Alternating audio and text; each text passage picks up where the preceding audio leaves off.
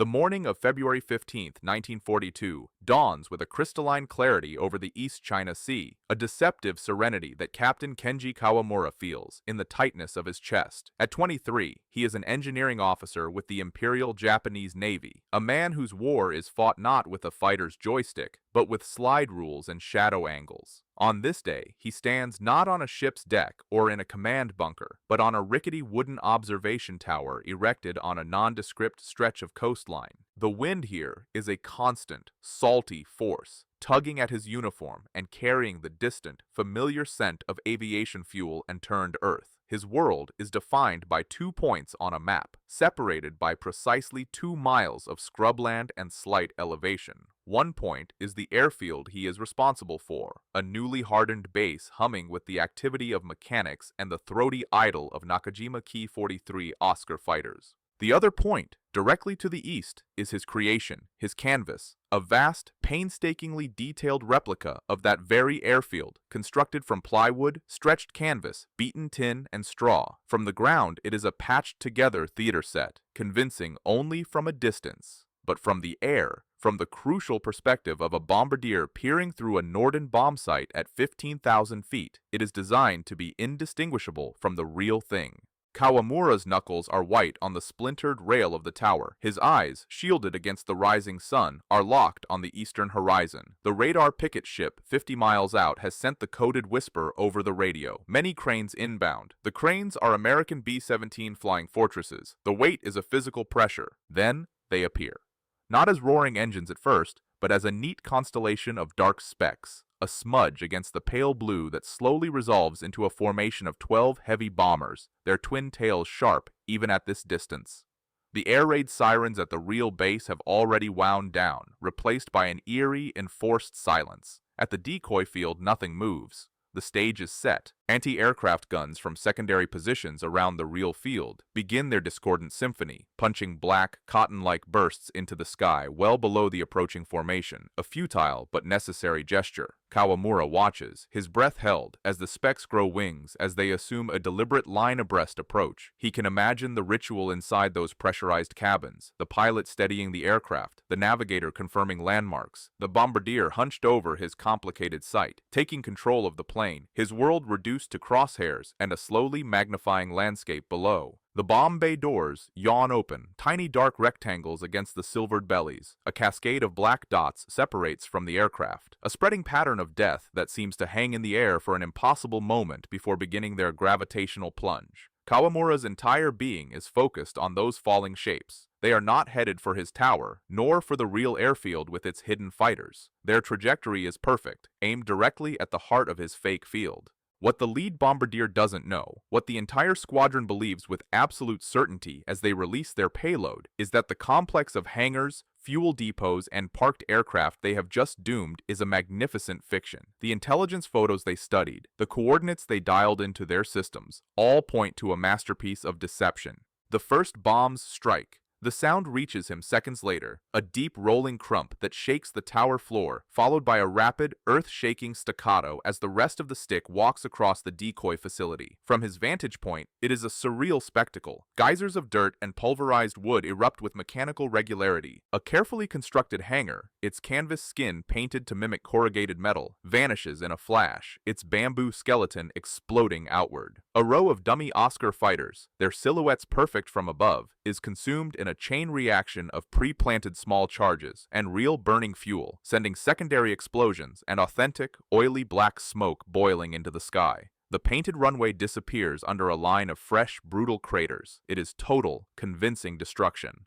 The B-17s, their bays now empty, bank ponderously in a wide turn, heading for home. Their after-action reports will later speak of a successful strike, of observed direct hits and major damage to enemy infrastructure. On the ground, Kawamura exhales a breath he feels he has held for minutes. The relief is immediate and profound, a cool wave washing over him. Not a single operational aircraft has been lost. Not a single liter of precious aviation fuel has ignited. Not one mechanic has been killed. The tactic has worked, but as the adrenaline recedes, it is replaced by a colder, more durable understanding. This is not a victory, it is a temporary reprieve. The Americans will analyze their photos. They will see the damage, but they will also see the lack of subsequent activity, the strange absence of repair crews in the following days. They will be back, and they will be looking for the real thing. This crude, successful trick is merely the opening gambit in a far more complex and dangerous game. A battle fought not with bullets and bombs, but with perception, psychology, and the meticulous manipulation of reality.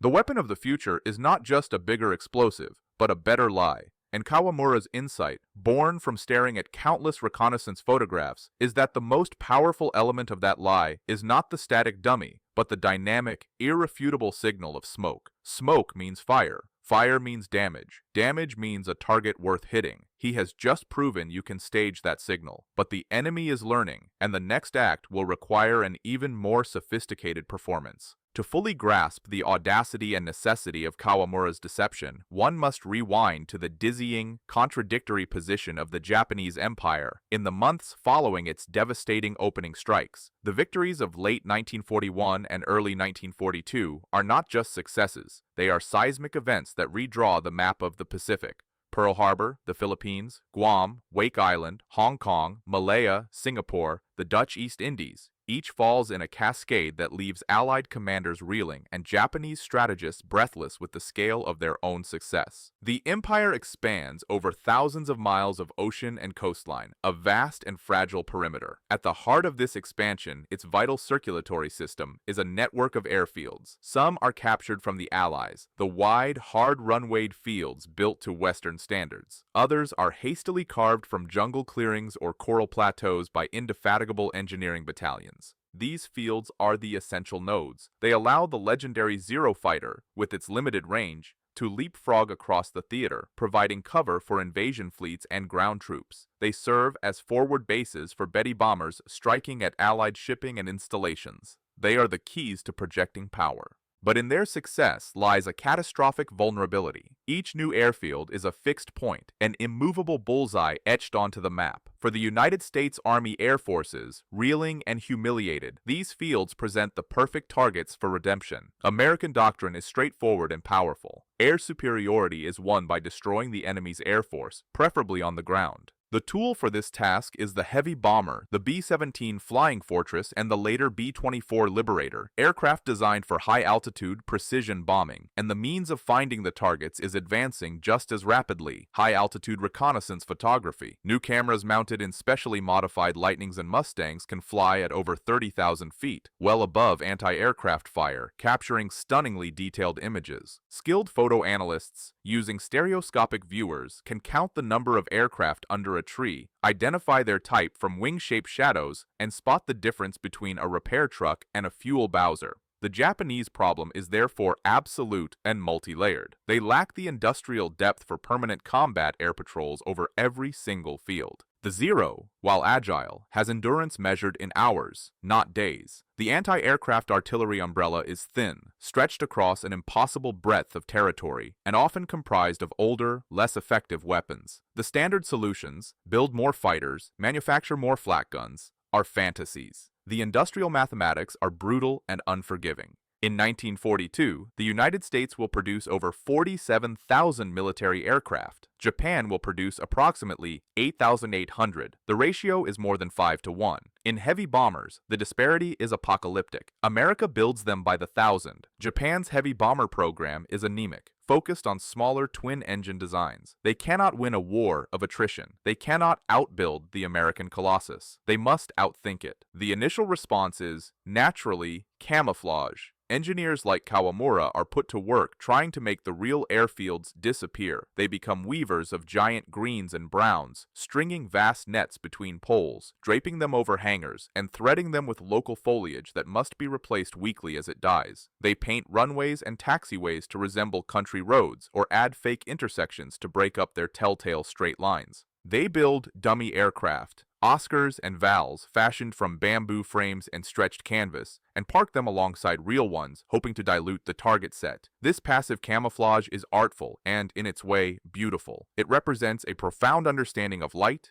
shadow, and texture, but it has a fundamental, ultimately fatal flaw. It is defensive. It hopes the enemy will not look closely. And the American photo reconnaissance pilots, with their state-of-the-art cameras and obsessive analysts, are looking closer than anyone could have imagined. Through the stereoscopic lenses, the truth emerges. The shadow of a real aircraft has a hard, definite edge and a depth that corresponds to its height. A dummy's shadow is often softer, flatter.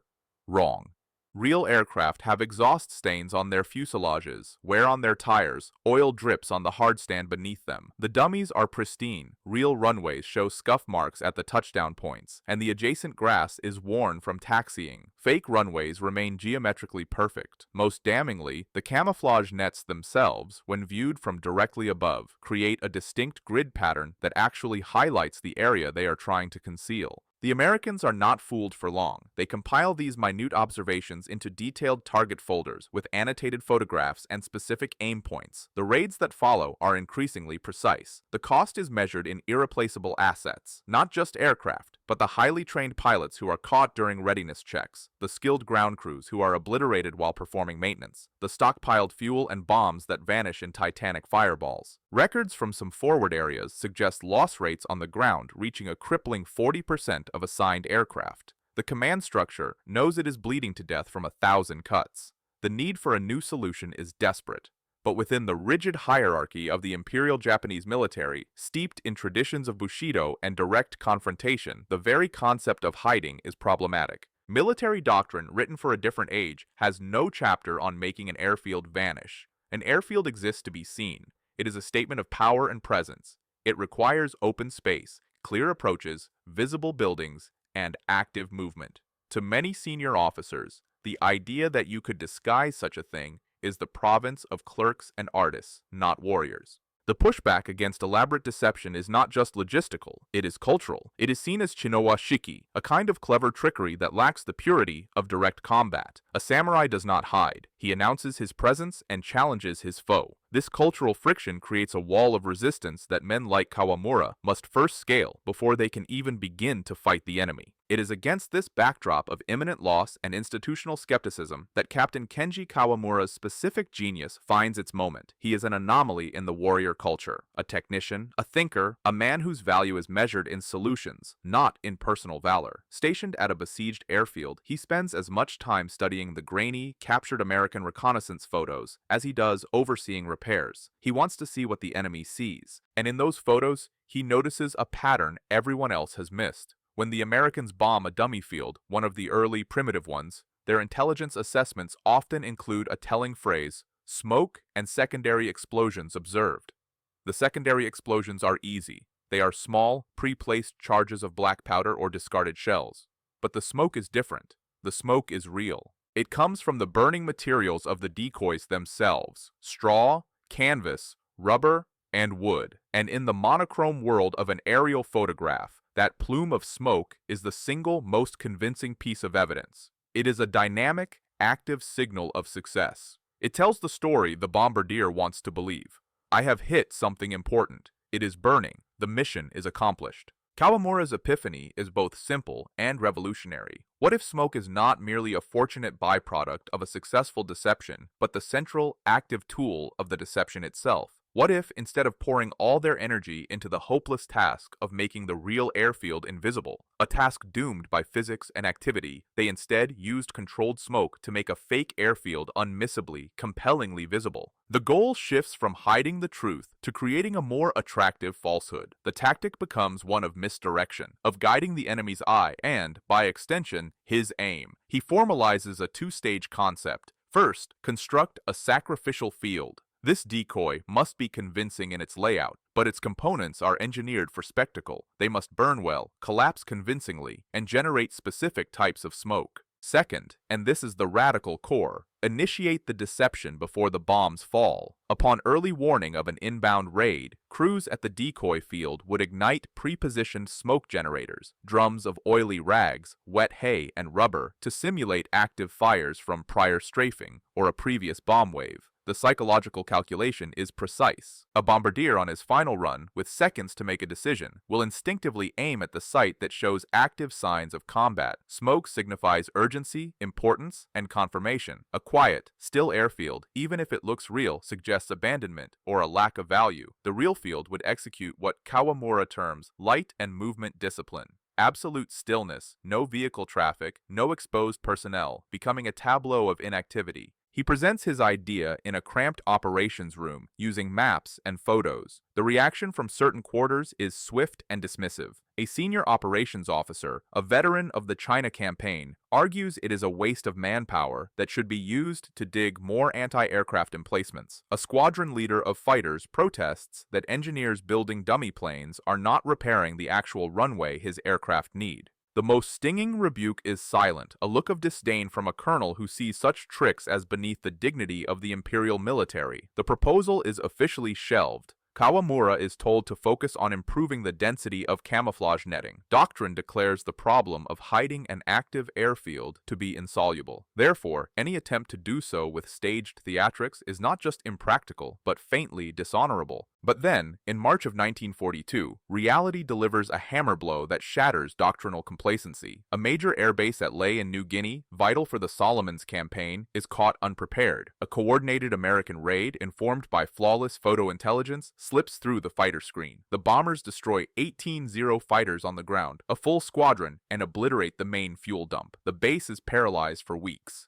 The loss is a shockwave through the command chain. Suddenly, unorthodox ideas have weight. A pragmatic colonel who had been in that initial briefing, a man more concerned with results than purity, finds Kawamura. He gives him a slim, almost insulting budget and a mandate. Prove it works at a subsidiary field on a remote part of the island. You have 2 weeks. The stakes are implicit. Fail, and the idea dies forever. Kawamura's team, a band of weary engineers and conscripted laborers, becomes scavengers and artists. They build a decoy field 1.5 miles from the real one. They use local materials: bamboo for frames, canvas from worn-out tents, corrugated tin salvaged from wreckage.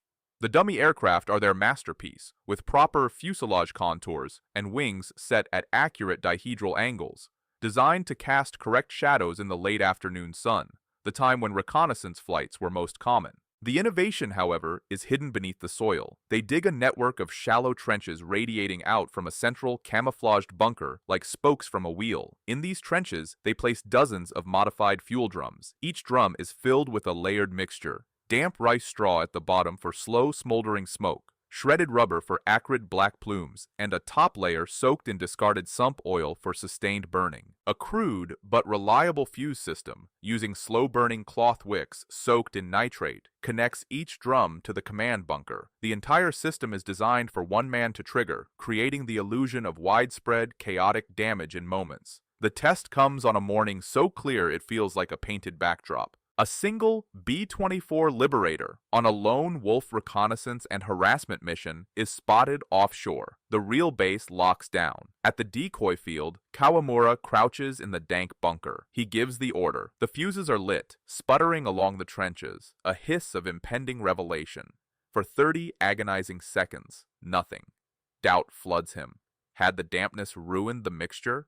Then, a drum near the fake control tower ignites with a soft whump, a thick, greasy coil of black smoke twisting into the still air. Another follows, then another. Within 90 seconds, 8 separate pillars of smoke are rising, marking the decoy as a place of intense activity and distress. Through a periscope viewer, Kawamura watches the B-24. It hesitates, then banks smoothly, its nose tilting slightly as it alters course toward the smoke. He can see the sunlight glint on its plexiglass nose, a shark moving toward Chum. The bombs fall in a tight pattern, walking directly through the heart of the dummy dispersal area. Bamboo frames vaporize, canvas skins flare and vanish. Pre-planted small charges detonate among the wreckage, simulating secondary explosions. The B-24 circles once, its camera bay undoubtedly clicking, then drones away. The field is a smoldering ruin of intended destruction. The real field is untouched. The test is a textbook success. But Kawamura feels no triumph, only a heightened tension. A lone bomber on a free hunt mission is one thing.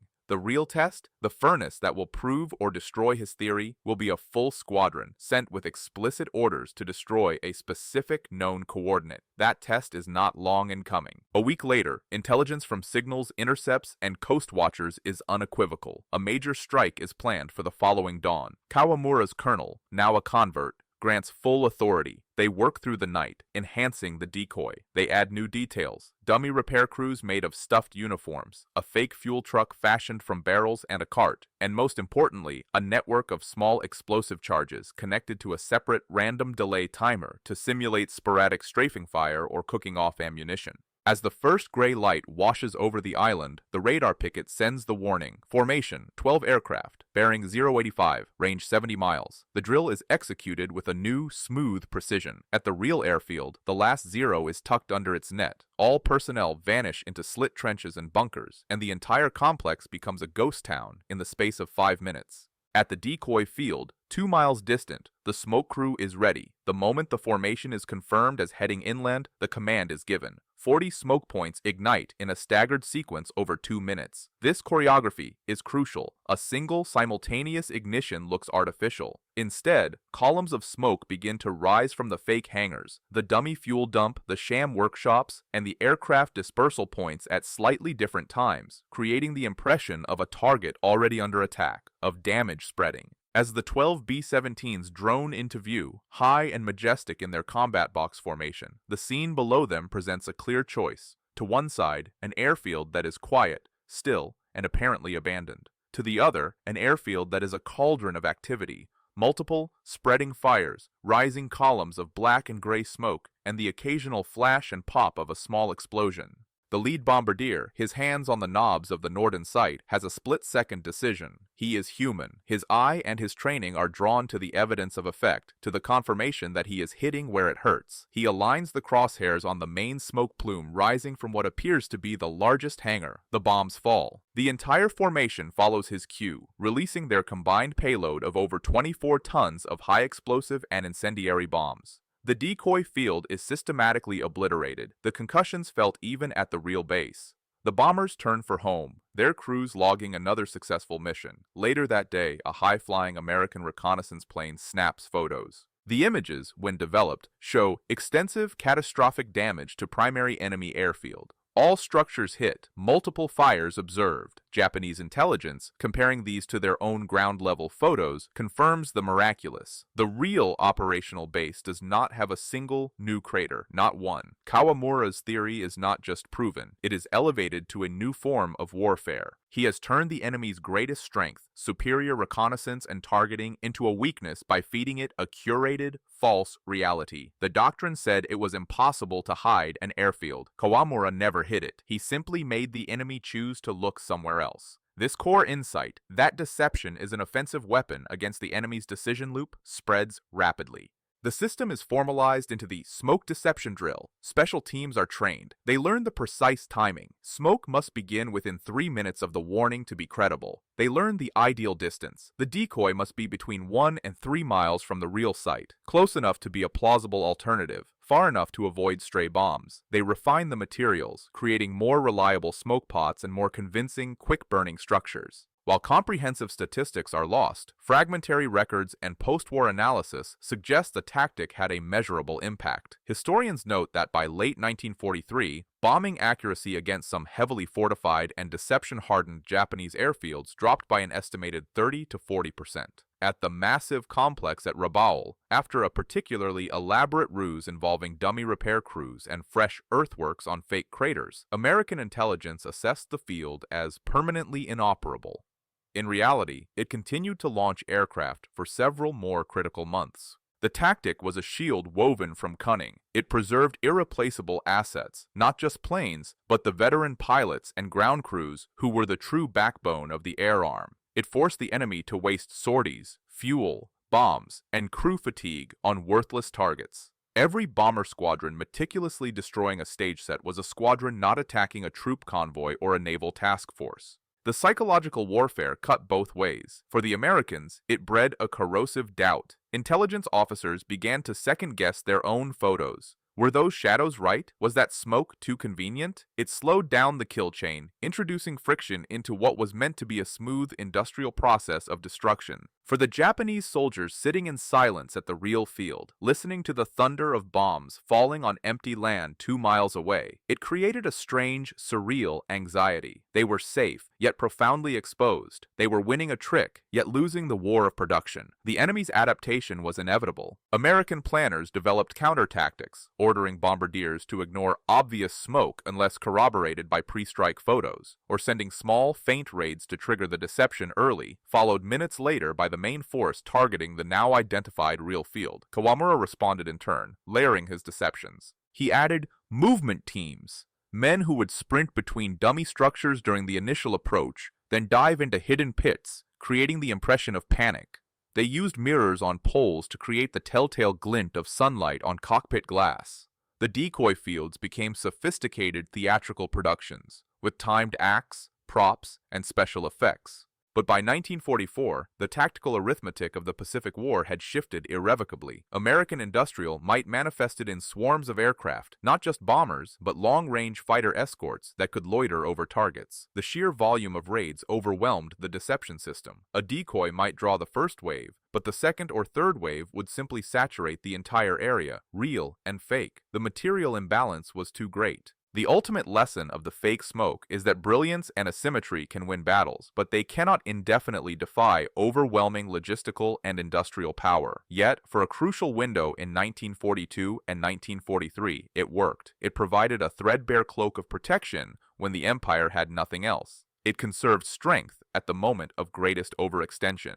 It stands as a timeless testament to the power of the mind in conflict, a reminder that before a bomb can destroy a target, a human mind must first be convinced of where to aim. Kenji Kawamura faded into the obscurity of the post-war world, his specific fate unknown. His bamboo and canvas fields rotted back into the jungle. But the principle survived, echoing in every inflatable tank division, every ghost army's radio traffic, every digital phantom in the networks of modern warfare. The final haunting image is not from the ground, but from the air. A declassified 1943 USAAF reconnaissance photo. It shows 2 airfields. One is neat, orderly, intact. The other is a scarred wasteland of blackened earth and lingering smoke haze. On the negative, in the white grease pencil of a confident analyst, is the assessment: primary target destroyed. Secondary facilities require follow-up. The truth was the exact inverse. The intact field was the prize. The destroyed one was a fiction. The entire narrative of that mission, the reports, the commendations, the strategic calculations, was built upon a foundation of expertly staged smoke and mirrors. In the end, the most decisive weapon deployed that day weighed nothing, cost little, and left no metal shrapnel. It was simply an idea, manifested in rising, deceptive plumes against a wartime sky.